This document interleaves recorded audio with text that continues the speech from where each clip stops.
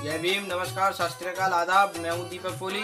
मेरे blue fans news channel को subscribe कर लें, साथ में बेल आइकन दबा लें ताकि आपको नई नई खबर मिलती रहे। और बहुजन मीडिया को जीवित रखने के लिए वीडियो ज़्यादा से ज़्यादा शेयर करें। जय भीम। विश्व के सभी मेरे साथियों को राजरत्न अंबेडकर की ओर से जय भीम, नमो बुद्धाय। द अनटोल्ड अंबेडकर के दूसरे भाग में आप सभी लोगों का स्वागत है। इस भाग को शुरुआत करने से पहले आज डॉक्टर बाबा साहब अंबेडकर जी के गुरु महात्मा ज्योतिराव फुले, इनकी 193rd बर्थ एनिवर्सरी है। इस अवसर पर मैं अंबेडकर परिवार की ओर से आप सभी लोगों को महात्मा ज्योतिराव फुले, इनके जयंती के हार्दिक हार्दिक शुभकामनाएं देता हूं। आप सभी लोग जानते हैं कि डॉक्टर बाबा साहब अंबेडकर अपनी पढ़ाई पूरी करने के बाद बड़ौदा सरकार के नौकरी में उपस्थित रहने के लिए मुंबई से निकले। जब बाबा साहब अंबेडकर इस नौकरी को करने के लिए जा रहे थे, तब बाबा साहब अंबेडकर जी का और उनके पिताजी का झगड़ा हो गया। बाबा साहब अंबेडकर जी के पिता नहीं चाहते थे कि उनका बेटा यानी डॉक्टर भीमराव रामजी अंबेडकर ये नौकरी करे। देखो, एक तरफ राम जी अपने बड़े बेटे आनंद को नौकरी करने के लिए विनती करते हैं, लेकिन दूसरी तरफ अपने बेटे भीमराव रामजी अंबेडकर को नौकरी करने से रोकते हैं।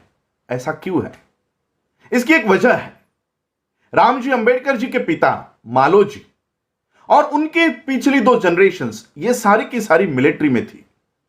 मालोजी के पास तो इतनी जमीन थी, 2 हेक्टर 59 आर इतनी जमीन मालोजी के पास थी, लेकिन फिर भी मालोजी उस जमीन को कसने के बजाय वो मिलिट्री में काम किया करते थे।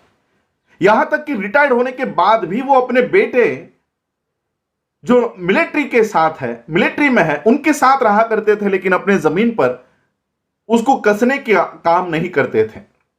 यहां तक कि महार वतनदार की जमीन ये अपने बेटों को भी ना मिले और वो ये काम ना करे, इसलिए वो कोशिश करते थे। मालोजी खुद 16वें साल में मिलिट्री में भर्ती हुए थे। बाबा साहब के दादाजी उस समय नाम के आगे, महारों के नाम के आगे नाक लगाने की प्रथा हुआ करती थी और इसलिए मालोजी को मालनाक के नाम से जाना जाता था।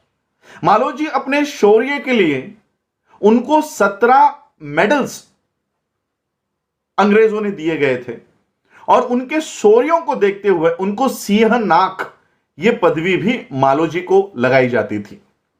मालोजी ने अपने बेटे को तैयार किया और रामजी बाबा को उनके आयु के 18वें साल में ईस्ट इंडिया कंपनी के 106 सैपर्स एंड माइनर्स इस विभाग में उनको भर्ती करवाया था।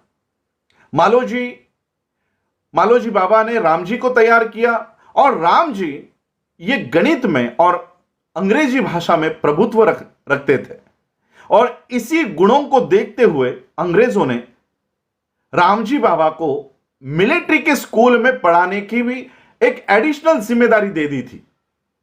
2 काम बाबा साहब के पिताजी किया करते थे, मिलिट्री का काम भी और मिलिट्री के स्कूल में पढ़ाने का काम भी रामजी बाबा किया करते थे।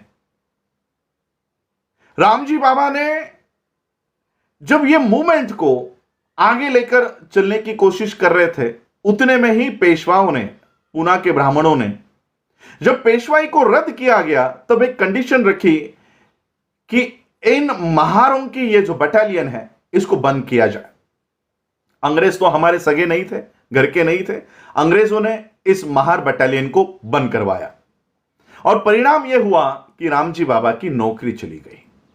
जिस मूवमेंट के लिए पीढ़ी दर पीढ़ी यह तैयारी की जा रही थी, मालोजी ने रामजी को तैयार किया, लेकिन रामजी बाबा की नौकरी जाने के वजह से यह सामाजिक उत्थान का ये जो तैयारी चल रही थी ये रुक गई और रामजी बाबा ने अपने बेटे भीमराव को तैयार करने की जिम्मेदारी शुरू कर दी। जब रामजी बाबा की नौकरी चली गई तो रामजी बाबा ने अपने 11वें बेटे आनंद को आकर कहा कि उनकी नौकरी चली गई है, क्या वो अपनी पढ़ाई छोड़कर क्या भीमराव को पढ़ाने के लिए नौकरी करने की तैयारी रखते हैं।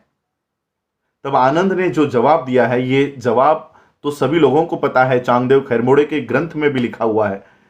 आनंद ने जवाब दिया कि पिताजी, किसी बड़ी इमारत की अगर नींव होने का अवसर अगर उनको प्राप्त होता है तो वो नींव बनने के लिए तैयार है। और आनंद ने अपनी नौकरी छोड़कर भीमराव को पढ़ाने की जिम्मेदारी उठा ली और ऐसे करते करते बाबा साहब को पढ़ाया। और जब बाबा साहब अंबेडकर जी को यह पढ़ाई पूरी करने के बाद इस समाज में सामाजिक गुलामगिरी को तोड़ने की जब बारी आई, तब बाबा साहब अंबेडकर जी को यह शर्त रखी गई थी कि जो पैसा पढ़ाई करने के लिए बाबा साहब को दिया जा रहा है, वो पूरा होते ही, पढ़ाई पूरी होते ही उनको बड़ौदा सरकार की नौकरी में ज्वाइन होना पड़ेगा। और तब रामजी बाबा को यह लग गया कि ये हमारी सामाजिक गुलामगिरी से बाहर निकालने के लिए बाबा साहब तैयार हुए थे, लेकिन अब उनको नौकरी करने के लिए जाना पड़ेगा। तब रामजी बाबा इस विरोध में खड़े हुए और बाबा साहब को कहा कि आपका जो समय है ये आपका नहीं है, वो समाज का है। इस सामाजिक गुलामगिरी से बाहर निकालने के लिए आपको यह पढ़ाई करने की, हम लोगों ने आप लोगों को यह पढ़ाया है और इसलिए आपको इस सामाजिक गुलामगिरी से बाहर निकलने के लिए आपकी पढ़ाई का, आपके वक्त का पूरा उपयोग करना है। लेकिन बाबा साहब ने अपने पिता को कहा कि मैं ये नहीं कर सकता, क्योंकि बड़ौदा सरकार का ये नियम है, ये शर्त है कि उन्होंने जो पैसे दिए हैं वो केवल मुझे वहां पर नौकरी करने के लिए, वहां पर अपना वक्त लगाना होगा। बाबा साहब 1913 के जनवरी में इस बड़ौदा सरकार की नौकरी करने के लिए निकल गए। बाबा साहब बड़ौदा जाने के बाद बाबा साहब के साथ क्या हुआ ये आप सभी लोग जानते हो, लेकिन मुंबई में उनके पिताजी के साथ क्या हुआ ये बहुत कम लोग जानते हैं। जैसे ही बाबा साहब बड़ौदा में नौकरी करने के लिए गए, मुंबई में उनके पिताजी ने बिस्तर पकड़ लिया, वो बीमार रहना शुरू हो गए।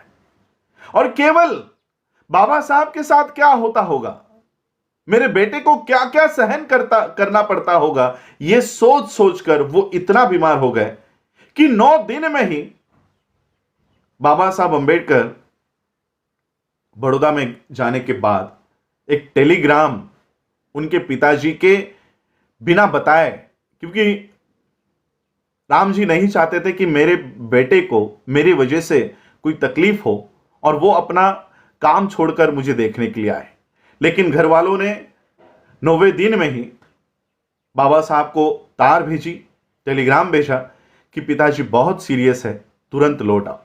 बाबा साहब को ये तार मिली और बाबा साहब अपने पिताजी को देखने के लिए, मिलने के लिए बड़ौदा से निकले और ये ट्रेन सूरत में आकर रुकी। आप लोगों को सबको पता है, अपने पिताजी के लिए मिठाई लेने के लिए बाबा साहब नीचे उतरे और उनकी ट्रेन चली गई।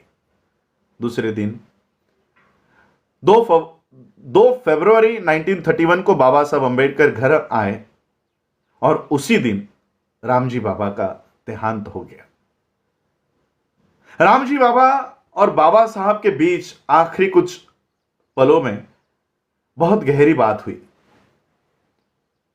उसके बाद बाबा साहब ने अपनी नौकरी त्याग दी और सामाजिक उत्थान की इस लड़ाई में बाबा साहब पूरी ताकत से उतरे।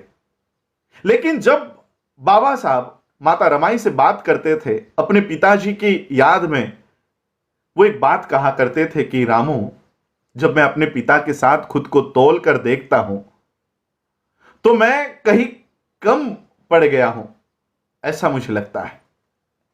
ऐसा बाबा साहब क्यों कहा करते थे?